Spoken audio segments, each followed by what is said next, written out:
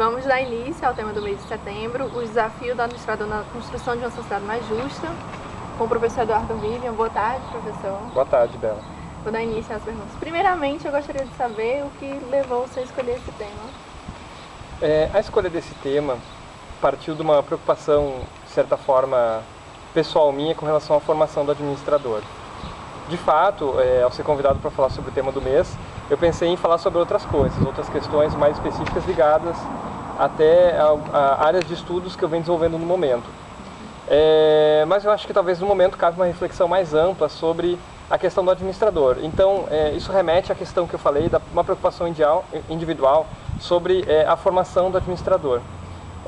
Particularmente, eu acredito que a formação do administrador tem que caminhar num sentido que possa permitir que ele tenha a capacidade, a formação, ou uma formação no sentido de, ou com a intenção de, pensar no processo de construção da sociedade. E não só dos ambientes, digamos assim, onde o administrador está mais inserido. Ampliando a sua perspectiva de atuação para essa ideia do todo, do coletivo da sociedade. Então isso é que motivou um pouco a gente a pensar nesse tema de o papel do administrador na sociedade. Certo.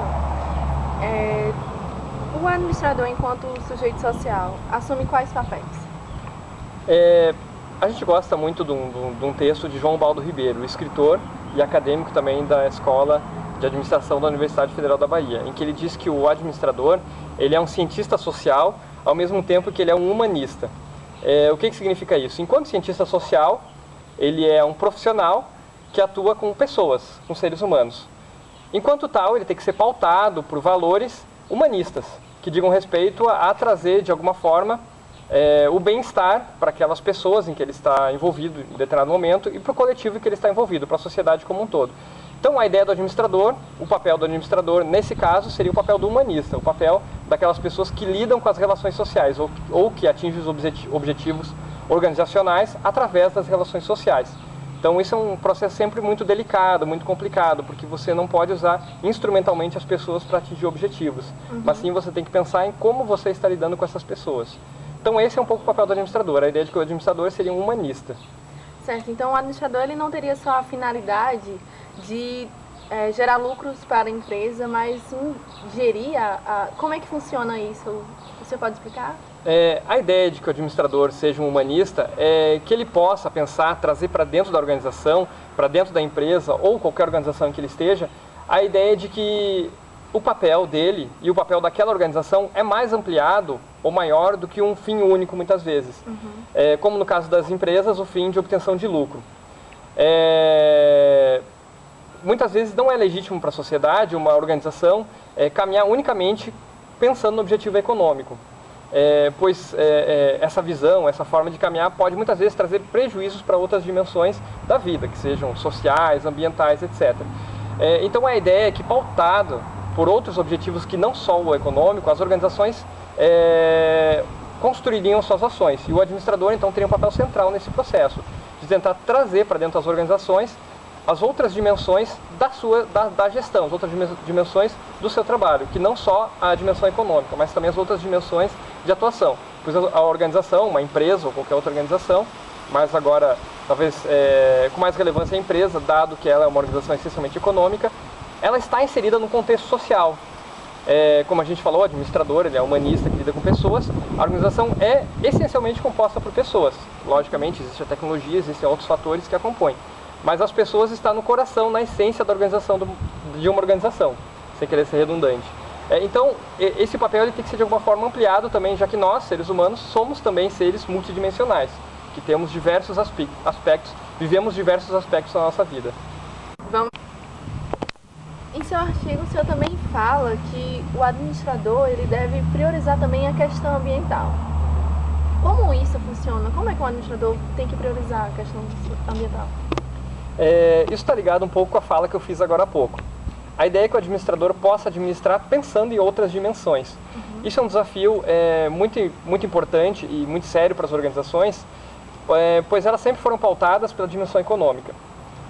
O que a gente está propondo com isso é que as organizações possam rever fundamentalmente a sua forma de trabalhar. E elas possam colocar, de certa forma, de par com os objetivos econômicos, por exemplo, a dimensão ambiental. O que isso implica do ponto de vista prático para uma organização?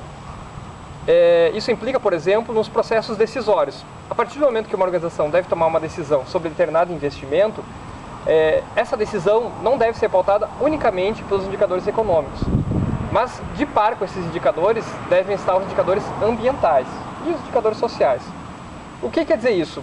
Muitas vezes pode ocorrer uma situação extrema, por exemplo, em que uma situação ou um investimento economicamente viável pode não ser ambientalmente viável.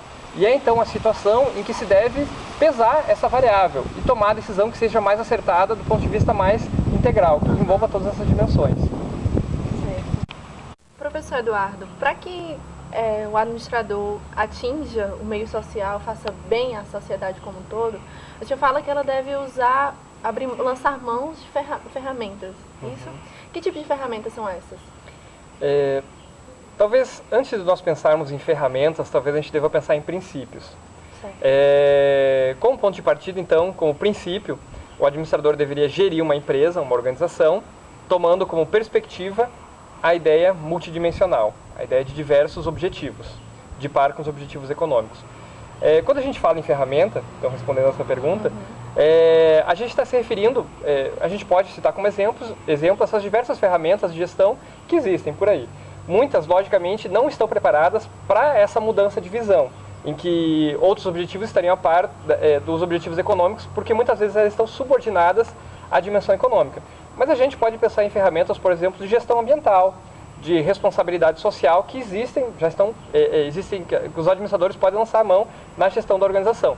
Agora, de qualquer maneira, é importante, se a gente pensar do ponto de vista de princípios, talvez é importante a gente pensar em realinhamento de algumas ferramentas para que elas possam adquirir um outro status dentro da organização, para que elas possam cumprir o seu papel de forma mais efetiva sem estar subordinada à dimensão econômica. Então, o grande desafio é utilizar as ferramentas que já existem, pensando no desenvolvimento de ferramentas que seriam específicas e que atenderiam, digamos assim, a essa demanda. O senhor pode dar um exemplo disso? Essas próprias ferramentas, por exemplo, de gestão ambiental. Existem, por exemplo, ferramentas de ISO, né? ISO 14000, por exemplo. As ferramentas de ISO 14000 cumprem um papel importante de normatizar, dentro de uma organização, questões relacionadas com a gestão ambiental, né? Dificultando, por exemplo, ou facilitando a gestão de resíduos e dificultando a emissão daqueles resíduos poluentes por parte da organização. Só que a ISO 14000, muitas vezes, a norma não atende, por exemplo, requisitos relacionados a como devem ser esses descartes, por exemplo, ou especificamente questões técnicas, que são cobertas, de fato, por outras ferramentas de gestão.